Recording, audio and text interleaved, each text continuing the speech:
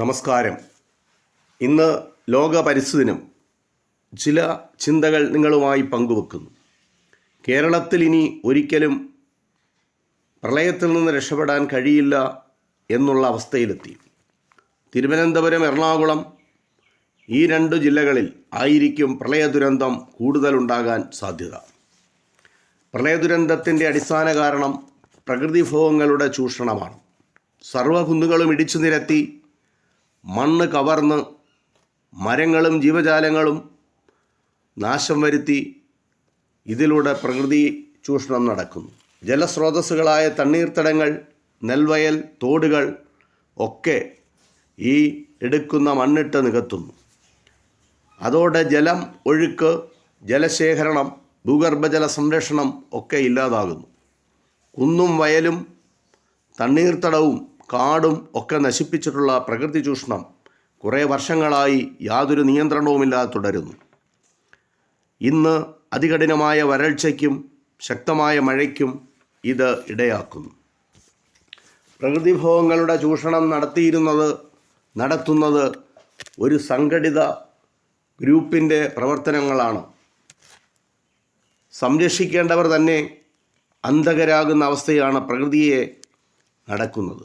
പ്രകൃതിയെ സംരക്ഷിച്ചുകൊണ്ടുള്ള വികസനങ്ങളാണ് നമുക്കാവശ്യം. പക്ഷേ ഭാഗ്യമോ നിർഭാഗ്യമോ അത് നടക്കുന്നില്ല. കേരളത്തിൻ്റെ ഭൂപ്രകൃതിയുടെ പ്രത്യേകത മനസ്സിലാക്കാതെയുള്ള ഓരോ വികസനവും കേരളത്തിൻ്റെ പ്രകൃതി ദുരന്തത്തിന് ഇടയാക്കുന്നു. കിഴക്കു പടിഞ്ഞാറായി ചരിഞ്ഞു കിടക്കുന്ന കേരളത്തിലെ ഭൂപ്രകൃതി അനുസരിച്ചുള്ള നിർമ്മാണ പ്രവർത്തനങ്ങളല്ല നടക്കുന്നത്.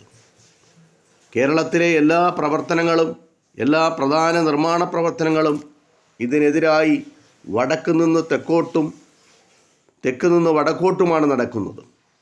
കേരളത്തിൻ്റെ കിടപ്പ് കിഴക്ക് നിന്ന് പടിഞ്ഞാറോട്ട് ചരിഞ്ഞാണ്.